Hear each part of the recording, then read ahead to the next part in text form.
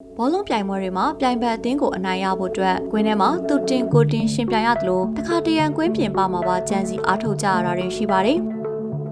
ဥပမာအားဖြင့်ပွဲမကန်ခင်ပြိုင်ဘက်တွေကိုစိတ်သက်စစ်စင်ရေးလုပ်တာမျိုးပြိုင်ဘက်အသင်းစိတ်နှောက်ယှက်ဖြစ်အောင်အေးရေးပြတ်အောင်လုပ်တာမျိုးစတာတွေပဲဖြစ်ပါတယ်။တစ်ခါကဆိုရင် Premier League အနာမည်ကြီးအသင်းတစ်သင်းဟာအရေးကြီးတဲ့ပွဲမကစားမီမှာတသင်းလုံးအစိတ်ခတ်ခံခဲ့ရတယ်လို့ယူဆရတဲ့ဖြစ်ရပ်တစ်ခုတောင်ဖြစ်ပွားခဲ့ပူပါတယ်။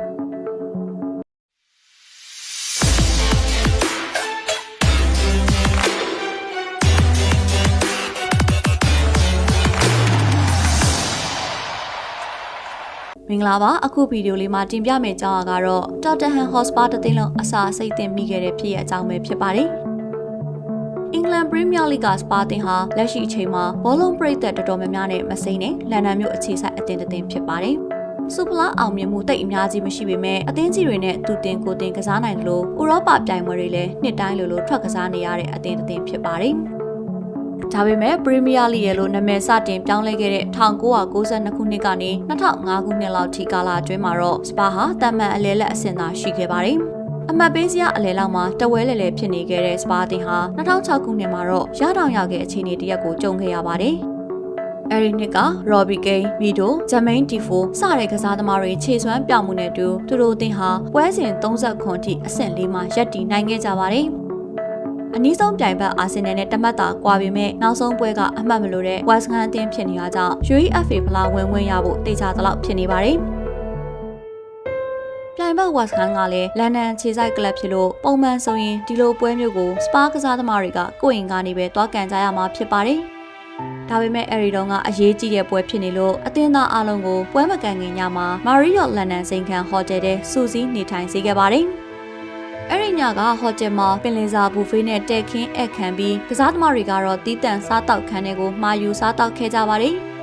။နောက်တနေ့နဲ့9နာရီအချိန်မှာတော့အသင်းကြီးပြမာတင်ကျိုးရဲ့အခမ်းအနားကိုတုံးနဲ့လာခောက်ပြီးအရေးကြီးကိစ္စတစ်ခုကိုလာပြောခဲ့ပါတယ်။အဲ့ဒါကတော့ Edgar David, Michael Carrick, Robbie Keane, Aaron Lennon အစရှိတဲ့အသင်းရဲ့အထူးကစားသမား10ဦးဟာအစာအစိတ်တင်ပြီးအိပ်ရတဲ့လဲနေကြတဲ့ကိစ္စပဲဖြစ်ပါတယ်။မာတင်ကျိုးကိုယ်တိုင်အဲ့ဒီအချိန်ကမအီမတောင်ဝေဒနာကိုခံစားခဲ့ရတယ်လို့နောက်ပိုင်းအင်တာဗျူးတွေမှာထည့်ဖြေခဲ့တာကိုလည်းတွေ့ရပါတယ်။အစာစိတ်တဲ့ကစားသမားတွေကျမ်းမာရေးပြန်ကောင်းတဲ့အချိန်ထိပွဲကိုရွှေ့ဆိုင်းပေးဖို့လိတာဝန်ရှိတဲ့သူတွေကိုစပါတင်ဘက်ကတောင်းဆိုခဲ့ပါသေးတယ်။ဒါပေမဲ့ပွဲချိန်2နာရီလောက်နောက်ဆုတ်ပေးတာပဲလုပ်ပေးခဲ့လို့အစာစိတ်တင်ခဲ့တဲ့ကစားသမားတွေကိုမဖြစ်မနေပွဲထဲဝင်ကစားစေခဲ့ရပါတယ်။အဆင့်9ရောက်နေတဲ့ West Ham အတွက်အနိုင်ရှုံးကတိတ်အရေးမကြီးပေမဲ့ပါကစားသမားတွေကြန့်ခိုင်မှုမပြေဝတာကိုအကြောင်းပြုပြီး2ဂိုးတကူနဲ့အသာရအနိုင်ယူသွားခဲ့ပါတယ်။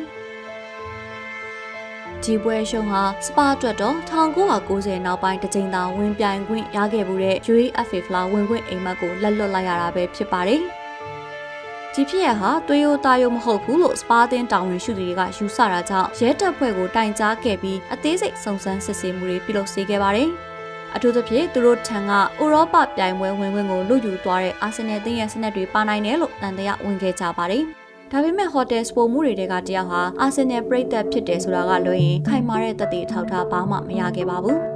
။ဒီဖြစ်ရဟာပရီးမီးယားလိဂ်ပြိုင်ပွဲသမိုင်းမှာလာဆာညာဂိတ်ဖြစ်ရဆိုပြီးလူသိများပါတယ်။ဘာကြောင့်လဲဆိုတော့အာဆင်နယ်ပရိသတ်စပိုမှုဟာလာဆာညာလို့ခေါ်တဲ့အီတလီစားစာကိုပြုလုပ်ပေးတဲ့သူဖြစ်နေလို့ပါ။ဒါပေမဲ့စပါအသင်းကိုသူတကယ်အစိတ်ခတ်ခဲ့သလားဆိုတဲ့အချက်ကိုတော့အခုချိန်ထိဘယ်သူမှတိတိကျကျသက်သေပြဖော်ထုတ်နိုင်ခြင်းမရှိခဲ့ပါဘူး။